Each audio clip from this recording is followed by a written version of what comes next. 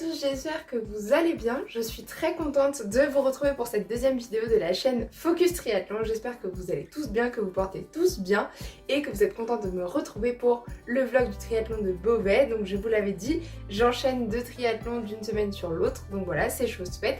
J'ai terminé le triathlon de Beauvais, donc on va pouvoir passer au récap de la course. C'est parti. Donc j'ai réalisé un triathlon M, donc format olympique à Beauvais. Donc c'était, je crois que le nom du triathlon c'est Triathlon du plan d'eau du Canada. Ça s'est bien passé, c'était difficile, honnêtement l'enchaînement a été difficile, vous allez voir un petit peu dans le compte rendu de course, vous allez aussi comprendre pourquoi, mais ça a été assez difficile, mais je suis très contente d'être allée au bout.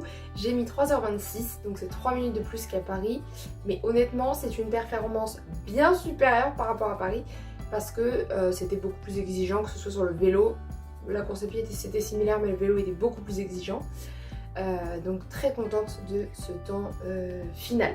D'abord on va reparler sur la partie avant course, donc la semaine qui a précédé, la semaine entre le triathlon de Paris et le triathlon de Beauvais. Ça s'est bien passé, j'ai fait une stratégie nutritionnelle similaire à celle que je vous présente depuis toujours. On réduit petit à petit les légumes, donc là j'avais rechargé en légumes sur lundi, mardi, mercredi, légumes crudités. Parce que du coup j'en avais déjà pas mangé la semaine d'avant, du coup il fallait quand même recharger entre les deux triathlons. Donc ça j'ai rechargé à partir de mercredi, arrêt complet de tout ce qui était légumes, fruits, crudités. Et puis j'ai continué ma semaine tranquillou avec des féculents, protéines et pas de produits complets. Et ça s'est bien passé sur la partie préparation nutritionnelle, ça s'est très bien passé. Des pâtes la veille, un petit déj classique, ma crêpe avec ma semoule au lait du petit déj très bien passé.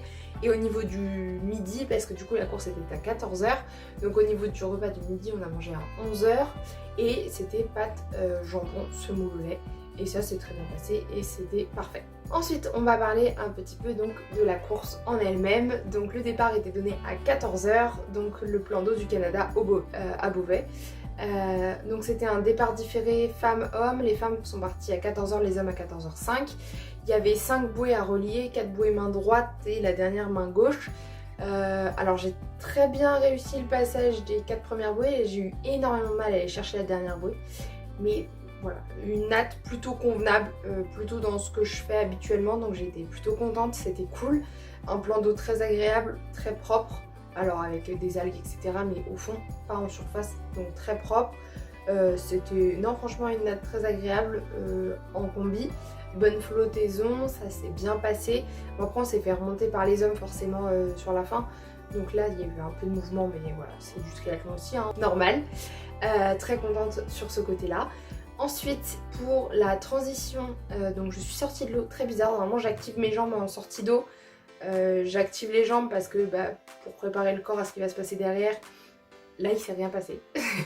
J'activais les jambes et il se passait rien. Donc on sentait quand même la fatigue de la course de la semaine d'avant. En tout cas transition bien passée. Je fais une transition plus courte qu'à Paris. Je galère quand même à enlever ma combi.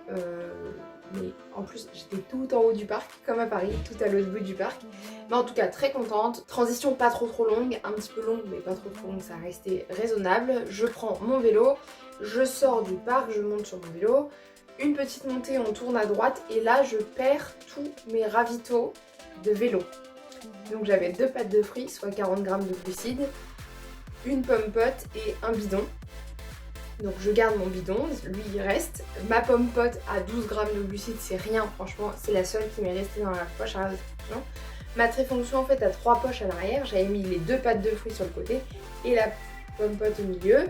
Les 2 pâtes de fruits sont sorties en fait, donc sont tombées. Alors déjà le temps que je me rende compte que c'était ça, que je me retourne etc.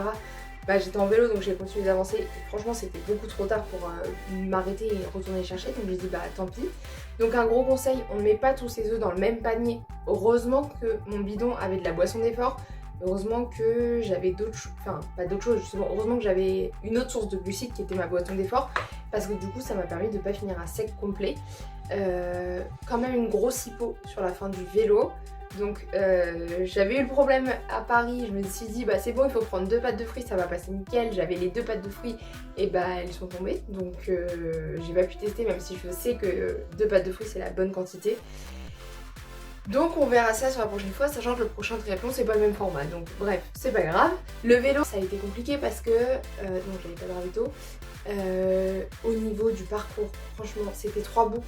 Alors déjà, mentalement, 3 boucles, moi je trouve ça compliqué. Et puis en plus, il y avait une grosse côte pour attaquer la boucle.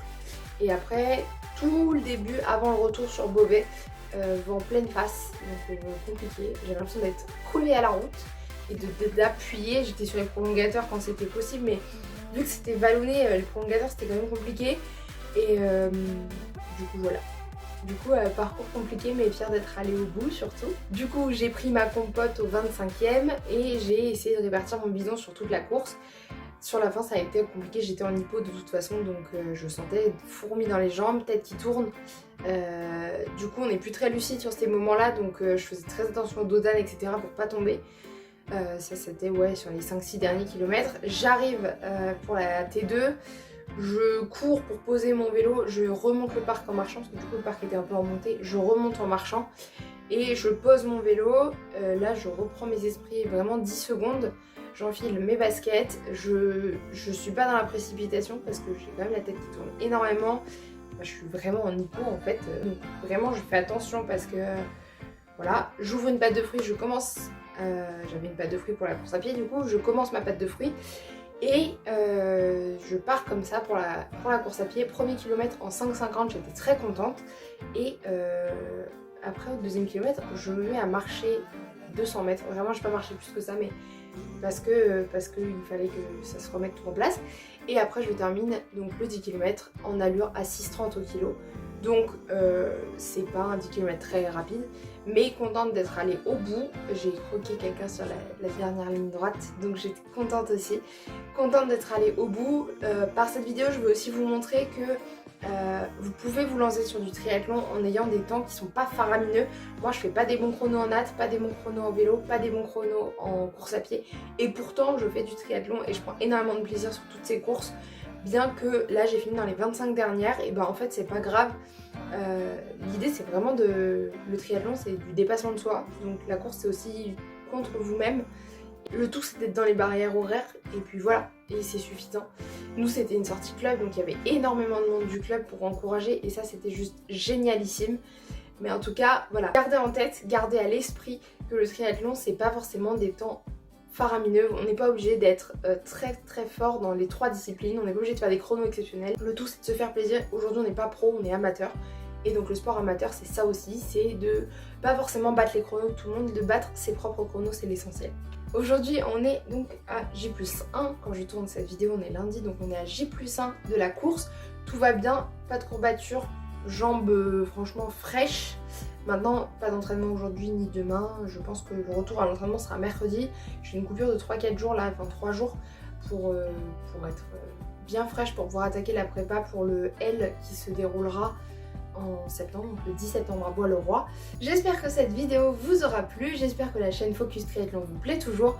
Je vous invite à poser toutes vos questions soit sur la course, soit sur le triathlon en commentaire. Et moi je vous dis à dimanche prochain pour une nouvelle vidéo. Salut tout le monde!